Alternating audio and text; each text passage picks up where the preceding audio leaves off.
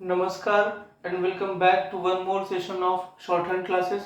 Friends, day 16 के आगे आज हम लोग बढ़ रहे हैं डे 17 में और आज हम लोग सीखेंगे त वर्ग से बनने वाली जितनी भी मात्राएं होती हैं। आपको मालूम है कि त को दो तरीके से बनाया जाता है, एक त को दाएं तरफ से बनाया जाता है और एक को बाएं तरफ से। इस तरीके से दो त हमारे पास बनते हैं। तो इस त के साथ जुड़ने वाले अलग अलग जितने भी व्यंजन हैं उन व्यंजनों को किस तरीके से जोड़ा जाता है आज के लेक्चर में जो हम लोग यही समझेंगे। यानी आगे चल अब यहाँ से आप जितने भी त वर्ग की रेखाएं जो दोनों तरफ से बनती हैं उनके साथ सभी को आप जोड़ करके देखेंगे कि उनके साथ सभी दूसरी रेखाओं को किस तरीके से जोड़ा जाता है। इसके आगे जब हम लोग बढ़ेंगे तो इसी तरीके से म के साथ, न के साथ, स के साथ और भी जिस तरीके से बाकी जितने भी स्वर हैं उन सभी के साथ दोस्तों आपको उनके साथ जुड़ने वाले जो अलग अलग व्यंजन है उनको जोड़ करके पढ़ना है। ये सबको 1 बाय 1 चैप्टर में दिया गया है। तो आज जो है हमारा लेक्चर वो सबसे पहले त वर्ग से शुरू होता है। तो त वर्ग के साथ बाकी रेखाओं को किस तरीके से जोड़ा जाता है यही हमको आज सीखना है। तो देखो यहाँ पे तप लिखा हुआ है। अच्छा, एक और बात कि आपके किताब में इसी चीज को जैसे यहाँ पे मैंने लिखा तर को दो तरीके से लिखा जा सकता है। तो एक तरीके से यहाँ पे लिख दिया और एक तरीके से आगे लिखा हुआ है। तो मैं एक ही बार में सबको बता दूंगा, है ना। तो आप ये मत परेशान होइएगा कि सर ने कोई वर्ड छोड़ दिया है, ऐसा सोचने की जरूरत नहीं है। मैंने सारे शब्दों को लिखा हुआ है, आपके उदाहरण से सभी शब्दों को यहाँ लिखा हुआ है और मैं एक ही साथ आपको बताता जाऊंगा कि इसको किस तरीके से बनाए ताकि आपको बाद में कोई कंफ्यूजन न रह जाए। तो पहला शब्द हमारे पास है तप। अब देखिए ये सारी रेखाएं जो है इसमें अ लगा हुआ है ना, कोई भी मात्रा नहीं लगी हुई है। तो कोई भी मात्रा नहीं लगी हुई तो हमेशा उसको लाइन के ऊपर लिखिएगा, या आ की मात्रा रहती तभी हम लाइन के ऊपर ही लिखते। तो हमेशा इसको हम लाइन के ऊपर ही लिखेंगे, हम ये बात पहले ही आपको बता दे रहे हैं। अब देखिए शुरू करते हैं। ये हमारा हो गया त।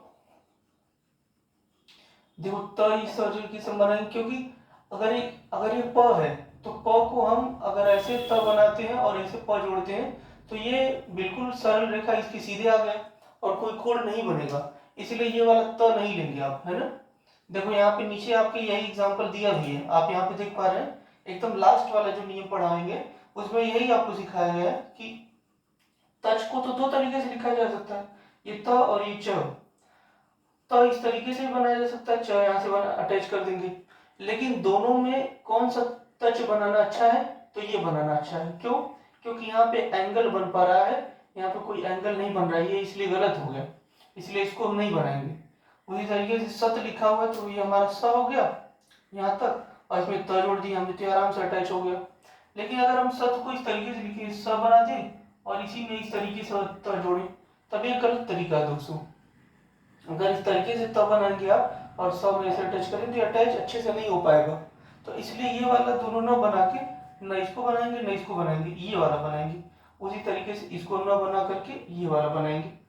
तो ये बहुत बेसिक सी बात थी जो आपके आखिरी नियम में यही लिखा हुआ था, तो मैंने उसको पहले ही समझा दिया क्योंकि आगे आप देखेंगे मैं हमेशा उसी वाले त को लूंगा जिसके साथ उसके साथ जोड़ने पे कोण बन पाए, अटैच अच्छे से हो पाए। तो हमारा तप लिखा हुआ है तो हम ये प न बना करके कौन सा बनाएंगे, हम त इधर वाला लेंगे, है ना। तो इधर वाला लेंगे, ये हमारा त हो गया और इसमें प हमने जोड़ दिया, तप हो गया। उसी तरीके से दक। अब दक को आप ऐसे भी लिख सकते हैं दक, है ना। लेकिन फिर से जब आपके पास ये है तो ये आप द ऐसे बनाइए और ये इसमें क जोड़िए दक। ये वाला मत बनाइए, ये वाला मत बनाइए, ये वाला बनाइए।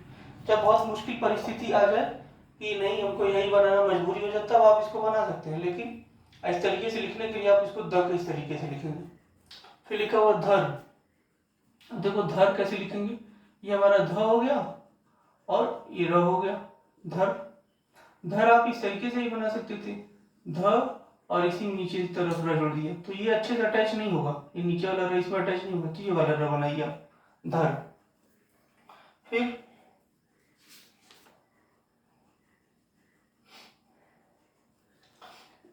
कि आपकी किताब में एक और तरीके से दिया है, ये ध आपको अगर बनाना है तो इसको तो बनाएंगे हम नहीं, इसको क्या करेंगे हम इधर वाला ध ले लेंगे, ये ध ये ध इस तरीके से बना सकते हैं आप, और ये र ले लीजिए, तो ध र, ऐसे भी धर बना सकते हैं। फिर आगे लिखा हुआ तर, तर के लिए हम क्या करेंगे, वैसे ही ये हमारा इधर का त हो गया, ये र, ऐसे भी अटैच कर सकते हैं दोस्तों। तर को आप ऐसे भी लिख सकते हैं, त र, मैं दोनों तरीके से आपको बता दिया। ये तर ऐसे भी लिख सकते हैं, तर ऐसे भी लिख सकते हैं, दो तरीके से नहीं बल्कि तीन तरीके से लिख सकते हैं, त और र, ऐसे भी तर लिख सकते हैं। तो आपको जो जैसे सूटेबल लगेगा, जैसे आपका हाथ नहीं फंसेगा, जब जैसे अभी ये छोटा छोटा शब्द है, लेकिन जब आप रेखाओं को, जब ज्यादा पूरे सेंटेंसेस को लिखेंगे, तब आप इसका यूज अपने कंफर्टेबिलिटी के हिसाब से करेंगे कि कौन सा बनाना ज्यादा आसान है और कौन सा फ्लो के हिसाब से बन जा रहा है, तो उसके हिसाब से आपको बनाना रहता है। अभी आप आगे जब चलेंगे मेरे साथ तो इस चीजों को समझते जाएंगे जो मैं कह रहा हूँ। फिर आगे लिखा हुआ दोस्तों तस। अभी देखिए ये हमारा त हो गया है, और इसे स ऐसे छोड़ अटैच कर सकते हैं, तस, तस को ऐसे भी अटैच कर सकते हैं, और इधर वाला भी तस आप ले सकते हैं। ये हमारा त हो गया, ये हमारा त हो गया, और इसमें हमने स जोड़ दिया, तस ऐसे भी हो सकता है। तल को किस तरीके से बनाया जा सकता है, ये त हो गया, ये ल हो गया, तल, तल को आप ऐसे भी चाहें तो बना सकते हैं, त और ऊपर जाने वाला ल, ये हमारा हो गया त और ये ल, तल, ऐसे भी बना सकते हैं, है ना। तो तल को और कैसे बनाया जा सकता है, अगर आपको तल बनाना है तो आप ये त बना करके त, और ऊपर से नीचे जाने वाला ल भी ले सकते हैं, ऐसे भी, ये भी तल हो जाएगा। यानी आप देख पा रहे हैं कि तल को बनाने के बहुत सारे तरीके हैं, है ना, लेकिन सबसे अच्छा तरीका मुझे ये और ये लग रहा है, क्योंकि ये एक ही लाइन में आपका बन जाएगा। ये त ल, नीचे जाने वाला ल लेंगे, ये भी बन जाएगा, लेकिन वही बोला ना मैंने कि कंफर्टेबल क्या है उसके हिसाब से आपको बनाना है, और आपको ध्यान देना है कि कम से कम जगह में कौन बन जा रहा है। कम जगह में बन जा रहे हैं तो ज्यादातर कोशिश आपको इसी की करनी है। फिर आगे, फिर आगे जो हमारा तल को और अगर तल आपको बनाना है तो तल आप ऐसे भी बना सकते हैं, लेकिन ये गलत होगा बनाना। त और ऊपर से नीचे नीचे जाने वाला ल लेंगे, आप इस तरीके से अटैच करेंगे तो अच्छे से अटैच नहीं होगा। तो आप चार तरीके से ना बना के इसको ऐसे ही बनाइए, एक दो तीन तरीके से बना सकते हैं। तीनों के बारे में आप अभ्यास करिएगा, चौथे तरीके से मत बनाइए। देखिए बनाने के लिए अगर एक अक्षर को आप, एक शब्द को बनाना चाहेंगे तो एक अक्षर को बनाने के बहुत सारे तरीके होते हैं, लेकिन बेस्ट तरीका वही होता है जो कम जगह में बन जाए और आसानी से बिना हाथ उठाए बन जाए, और उसमें कोण भी बनना चाहिए, एंगल भी बन जाए वहां पे, तब हम मानते हैं कि अच्छे से बना हुआ, अटैच अच्छे से हुआ है। अगला हमारे पास शब्द है दोस्तों तच। अब ये देखिए त हो गया, त हो गया, ये च हो गया। अगर मैं त इधर का लेता, त इधर का लेता तो च ऐसे ही अटैच करना पड़ता, तो ये वाला त नहीं लेंगे हम, है ना, तच इस तरीके से। तन, ये त हो गया हमारा, और ये न हो गया तन। फिर लिखा हुआ तब, ये हमारा तब हो गया, और ये वो हो गया तब।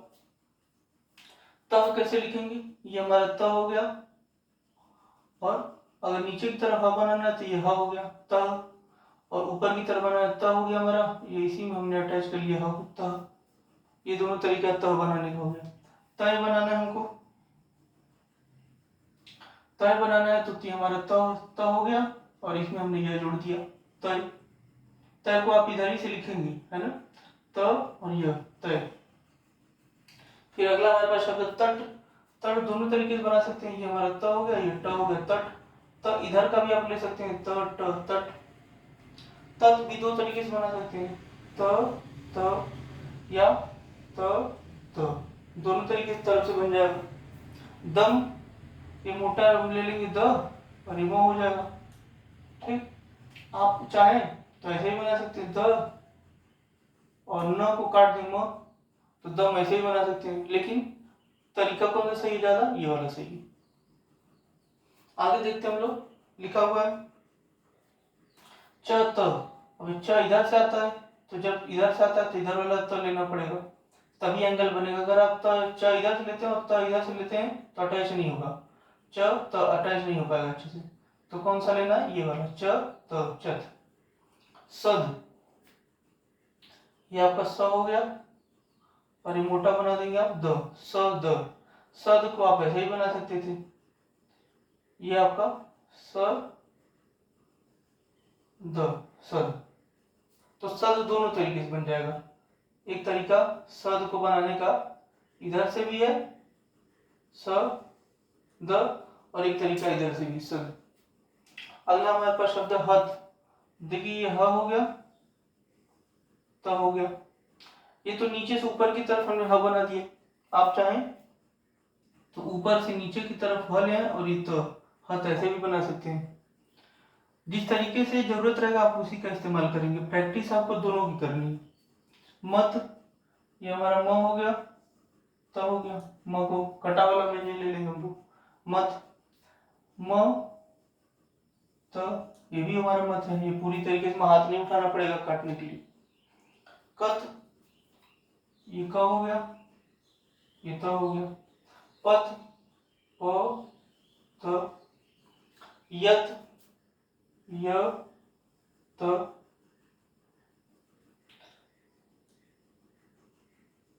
रथ। हमारा देखिए अब रथ जो है, एक तो रथ हमारा इस तरीके से बनाया जा सकता है,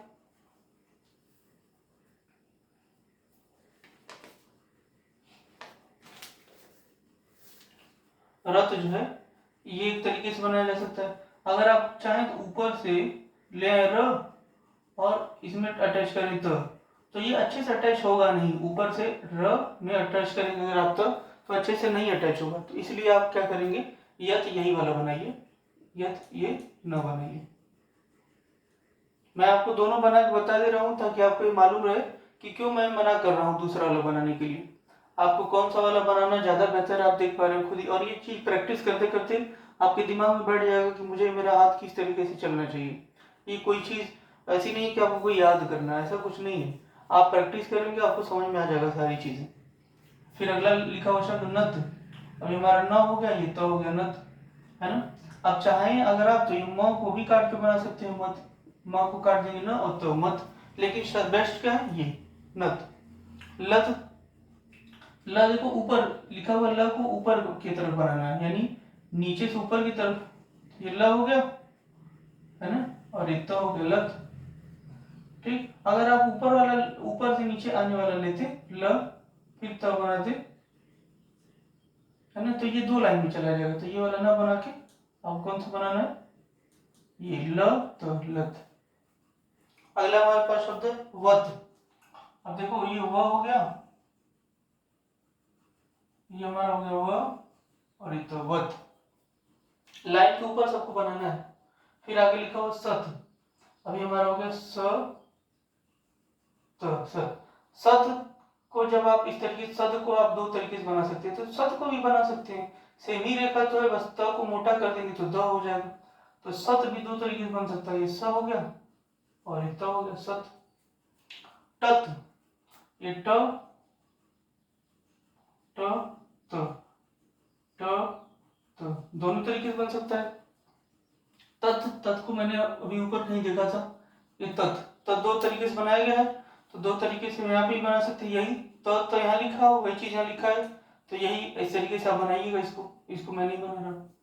फिर अगला हमारे पास शब्द है आध। अब देखो यहाँ से एक नियम आपको पढ़ना है, हालांकि मैंने ये नियम को पिछले लेक्चर में बता रखा है। देखो जब भी कभी त वर्ग की रेखाएं आती हैं तो त वर्ग की दो रेखाएं हैं, एक पहले बनती है एक बाद में बनती है। जब आप लिखेंगे, मैं बोलूँ दोनों त बना दो, तो आप पहले बनाएंगे इस तरीके से, फिर इधर वाला बनाएंगे। तो ये पहले आ रहा है, बाद में आ रहा है, तो पहले वाला कब इस्तेमाल करते हैं, बाद वाला कब इस्तेमाल करते हैं, यही इस नियम में बताया गया है। तो पहले वाला, ये वाला तो आप तब इस्तेमाल करेंगे। ये पहले वाला इस्तेमाल करने के लिए शब्द के किसी भी व्यंजन के पहले मात्रा आनी चाहिए। अगर किसी व्यंजन के पहले मात्रा आई है, देखिए किसी व्यंजन के पहले मात्रा आ गई है, लेकिन यहाँ पे व्यंजन के लिखने के बाद मात्रा लगी हुई है, द पे एक ही मात्रा, यानी ये जो द लिखा हुआ है, द लिखा हुआ हो और इसमें प्लस एक ही मात्रा है, यानी एक मात्रा बाद में आई है ना। तो जब जब कोई भी मात्रा किसी व्यंजन के पहले आ जाए तो पहले वाले त का प्रयोग करेंगे। जैसे आज लिखना है तब आध को आप ये वाला ध नहीं बनाएंगे, इधर वाला नहीं बनाएंगे। कौन सा पहले पढ़ता है? पहले पढ़ने वाला हमारा जो है ये वाला पहले पढ़ेगा। पहले हम देखेंगे तो ये पढ़ेगा, फिर बाद में ये पढ़ेगा।